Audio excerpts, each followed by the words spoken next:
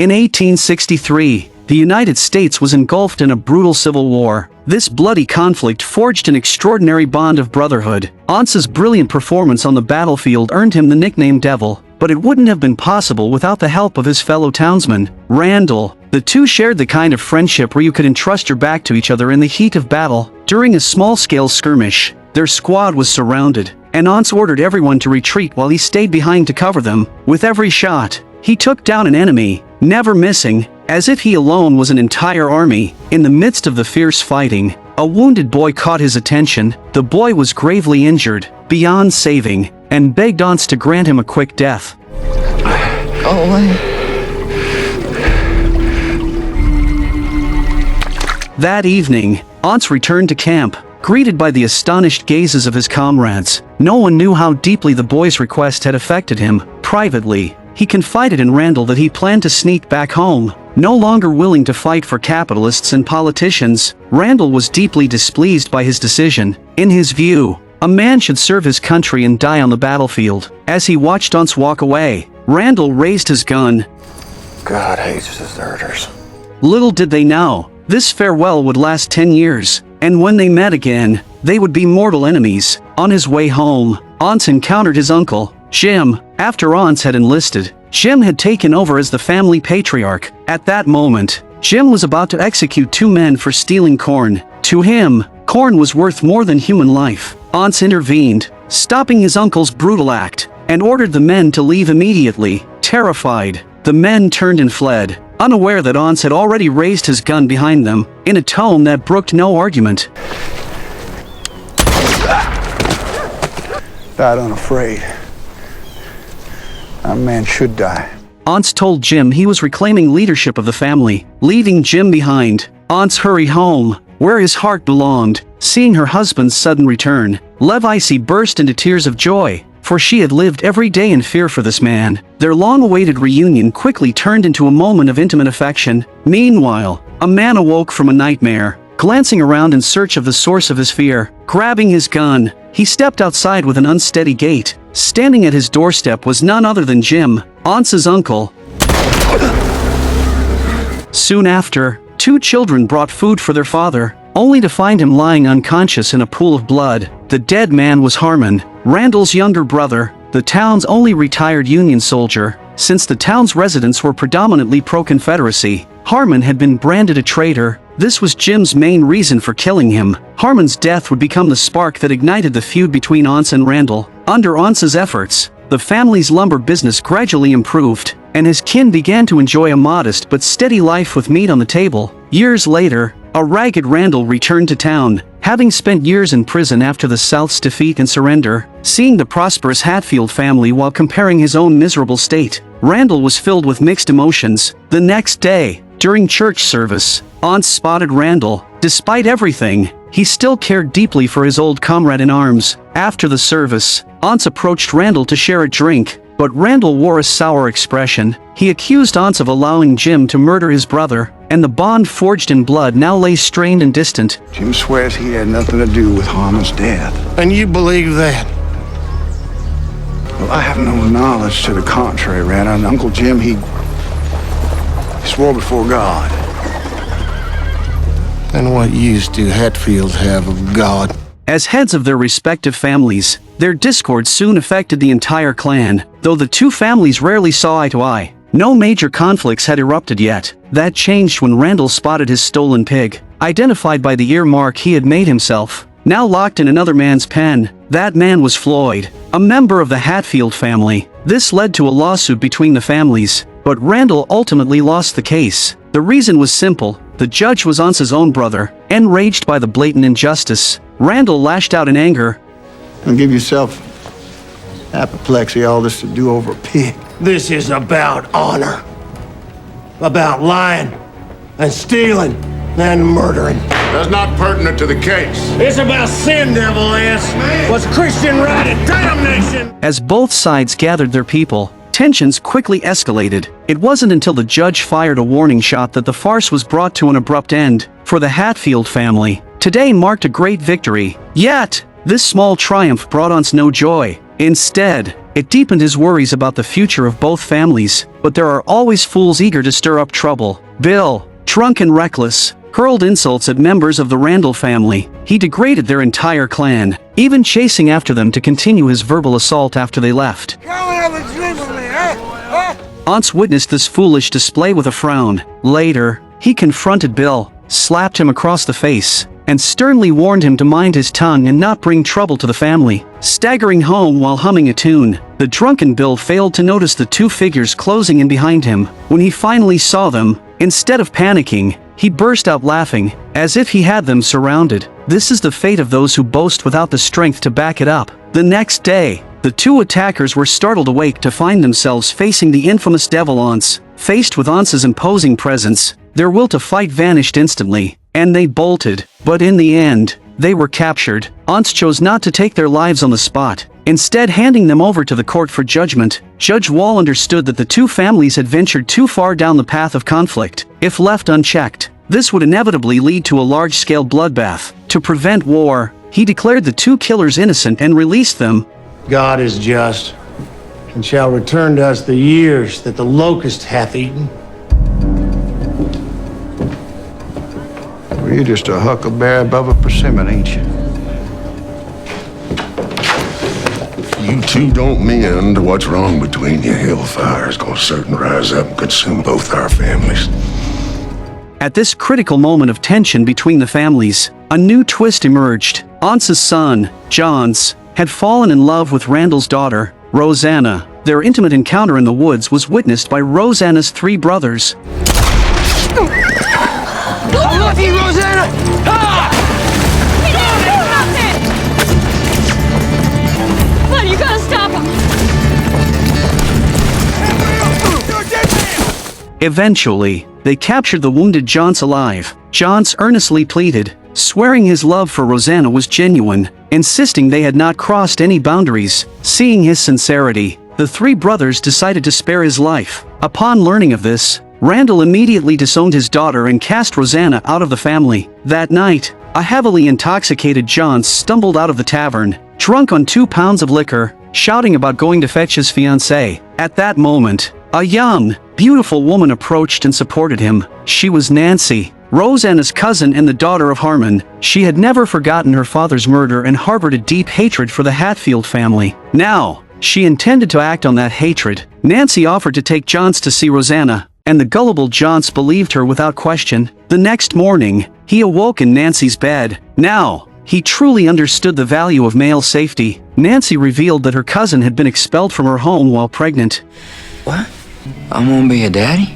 Pulling up his trousers, Johns mounted his horse and rode straight toward the McCoy household. On his way, he was intercepted by Rosanna's three brothers. Seeing the scoundrel who had disgraced their sister, they immediately gave him a beating. They tied Johns up and took him to Harmon's old house, deciding to execute him at dawn. Watching his brothers stray further down the wrong path, the youngest sibling quietly opened the door and slipped away. He informed Rosanna of John's dire situation. Meanwhile, Randall also learned of Rosanna's pregnancy. He dragged out the dowry originally prepared for Rosanna and threw it all away. He could not accept his daughter marrying the son of his enemy. Meanwhile, Rosanna rode through the night, rushing all the way to Anse's home. She told Anse about her brother's plan to kill Johns and begged him to spare their lives. Elsewhere, a man entered a rough, lawless town alone, stepping into a saloon and speaking to the bald man in front of him.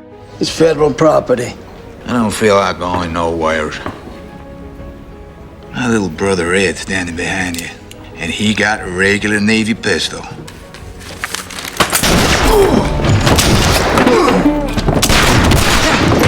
The man who got shot was named Frank, though he had no idea yet whom he had provoked. Soon, two old cowboys with rifles walked into the saloon. Looking for a gentleman named Frank Phillips. What's your business with him? It turned out the two men Frank had killed were cousins of Anse. In this town, Anse's name represented absolute power. Strangely, Anse did not make things difficult for Frank. Instead, he placed $100 on the table and told Frank to leave town immediately. Just as Randall's three sons were about to execute Johns, Anse and his men finally arrived. Thus, Anse saved his good-for-nothing son, fulfilling his promise to Rosanna, and without harming anyone. he simply set fire to their house. Back home, Anse gave Johns a severe beating, firmly forbidding him from seeing the daughter of their enemy. Rosanna stared at Johns, hoping he would say something, but Johns just stood there dumbfounded, not daring to go against his father. Seeing this, Rosanna turned away in disappointment and left. The next day, the town held a grand party where Randall and Anse brushed past each other face to face. Once comrades who had fought side by side, they were now enemies walking opposite paths. Their brief encounter drew significant attention. Randall's sons cheered for their father while hurling insults at Anse. Seeing this, the Hatfield family members immediately retaliated verbally. Both sides gathered, facing off against each other. Anse's brother, Anderson, stepped forward to mediate but was punched in the back of the head by the other side. That punch triggered Anderson's temper. He stopped his family members from intervening, determined to take on 4 men by himself. Even with superior numbers, the 4 useless men were no match for him. Losing his mind, the third brother pulled out a knife and stabbed Anderson multiple times. By the time people reacted, a gun had already appeared in his hand.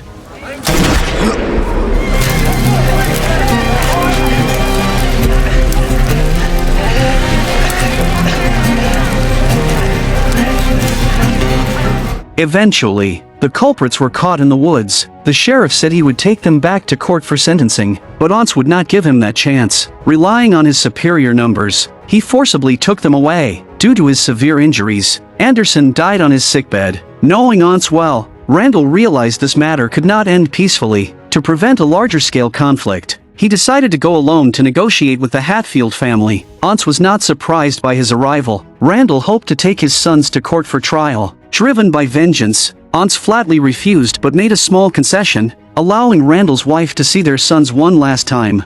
Devil Anse Hatfield, I rue the day I saved your life. May God damn your eternal soul. That might be, Randall. But I don't recall God saving your ass that day. We saved each other, because that's what men do in war. This all sits the way it sits because of us and nobody else. You feel the need to bring up God one more time? Whose side he sits on? You won't be making a ride home.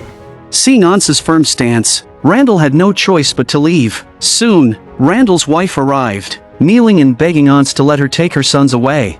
You'll get them back. That much I can promise you. She brought their favorite foods, but as she looked at her sons facing death, Sally was filled with unbearable pain, powerless to change their fate. This was the price they had to pay for their mistakes, as their impulsive actions had plunged both families into suffering. On her way back, Sally encountered Randall leading his men, still unwilling to give up on saving his sons, but it was already too late. At this point, the 2 families had reached a point of no return. The next day, the limping Frank arrived at Anse's lumber yard, where only 1 man was present. Without a word, Frank shot and killed the man with 2 bullets. He then found Randall and threw the man's scalp onto the table, there to claim his bounty. Randall criticized his methods as too cruel and said he would no longer hire him. Meanwhile, Anse and his men discovered the body, under which was a bounty poster featuring the names of those, including Anse, who had shot at Randall's sons. Clearly, the situation was completely out of control, and Anse ordered everyone to carry guns at all times and stay alert. Soon, they faced their first wave of enemies as a group of bounty hunters entered the mountains searching for Anse and his men. At that moment, a lone rider blocked their path. Not long after, their bodies were delivered to Randall as a warning from Anse. It became clear that ordinary bounty hunters were nothing more than cannon fodder. Now, Randall could only pin his hopes on the infamous Frank, asking him to form an armed team to enter the mountains. Meanwhile, Nancy came to find Johns again, bringing news that Rosanna was engaged to someone else. Hearing this, Johns was deeply saddened, feeling betrayed by Rosanna but never reflecting on his own weakness. He then took Nancy to Judge Wall. At Johns' insistence, Judge Wall signed their marriage certificate. Upon learning of this, Anse was helpless, unable to control his useless son. The next day, Jim and Cap secretly arrived outside Nancy's house, just as her younger brother Jefferson was about to leave. They pinned Jefferson down and gave him a thorough beating. Seeing her brother being attacked, Nancy grabbed a whip and charged forward, only to be whipped back even harder by Jim. As Jim lost control, Cap quickly stepped in to stop him. Jefferson took the opportunity to escape. caring little for his sister's fate. Jim and Cap abandoned Nancy and pursued Jefferson instead. Reaching the far side of the river, Jefferson taunted them, dancing and singing, not believing they could shoot that far. You're a good boy! Meanwhile, Frank had gathered a group of skilled cowboys who stormed into Anse's house, ready for a massacre, only to find it empty. Having received advance warning, Anse had already led his family into the mountains, where no one knew the terrain better than them, giving them an unbeatable advantage. Frank then kicked open the church doors and entered. Among the crowd, they captured 2 Hatfield family members. Once the town's dominant force, the Hatfield family was now forced to hide in the mountains. Upon hearing that his family members had been captured, Anse decided not to hold back any longer. He ordered his men to descend the mountain that very night and head straight for Randall's home to deliver a profound warning. However, this operation targeted Randall alone. Anse strictly forbade harming any innocent people. The next morning, Randall woke up suddenly, sensing a large group approaching, but it was too late. Their house was completely surrounded, with 6 family members trapped inside by dozens of guns. Jim promised that if Randall came out alone to die, his family would be spared. As Jim prepared to set the house on fire, Randall decided to trade his life for his family's survival. His wife, Sally, saw through his intentions and urged him to escape through the back door, believing the attackers would not harm a mother and children.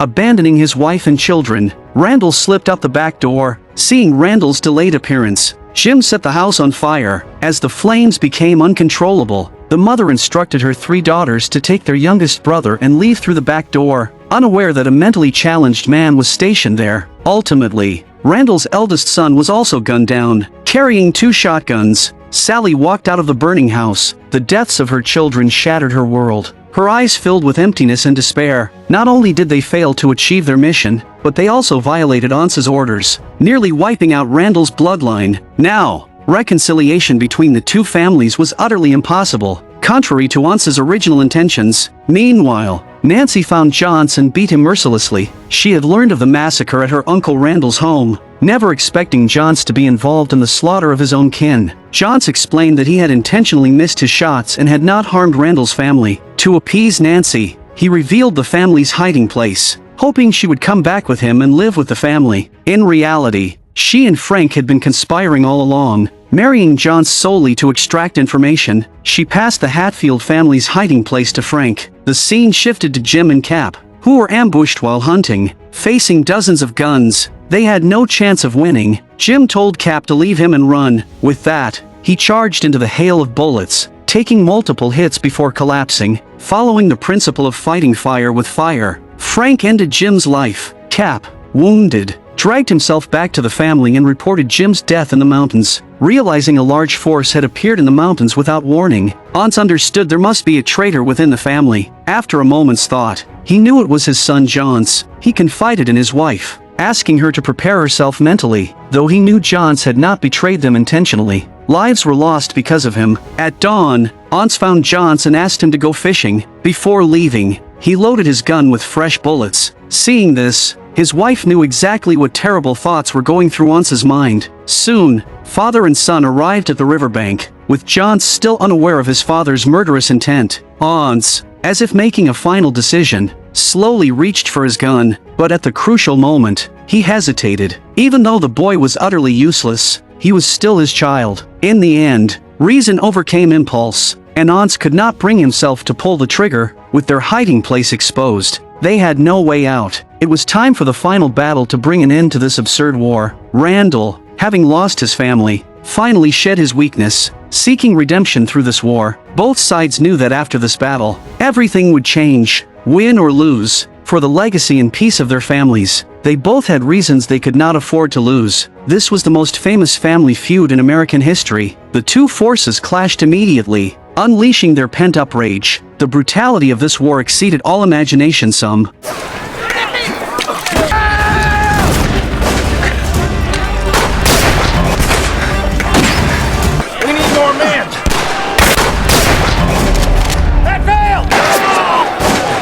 unable to win with guns, resorted to throwing rocks and running, proving that courage is a man's greatest weapon. Others, failing at ambushes, even managed to injure their own commanders, highlighting the importance of having the right teammates. There were even those who took naps during the battle. as this absurd war mercilessly claimed countless lives. Watching his youngest son die before his eyes, Anse's heart changed. He had devoted his entire life to war, yet now felt fear toward it. In the end, this senseless feud ended with the Hatfield family's retreat, leaving only Anderson's mentally challenged son, Ellison, on the battlefield. But in truth, this was Anse's deliberate choice. In court, Ellison firmly claimed he had killed Randall's daughter, and even when sentenced to death, he remained calm, believing Anse's promise to rescue him. Everyone knew Ellison was being used as a scapegoat. Meanwhile, Cap proposed a plan to rescue Ellison, but Anse decisively refused. The feud had started because of Uncle Jim, but it would end with nephew Ellison.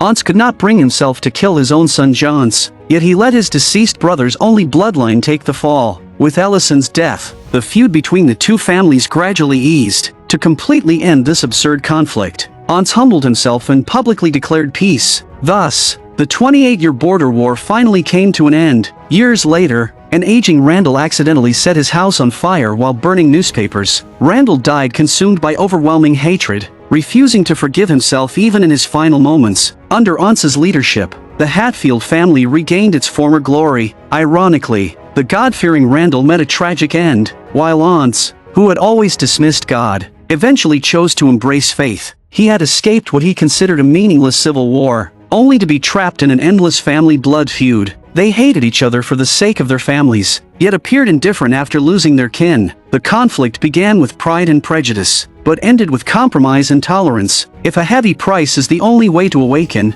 may we take this as a warning not to wait for tragedy before we regret it. I'm a movie enthusiast. Please subscribe to my channel, and I'll see you next time.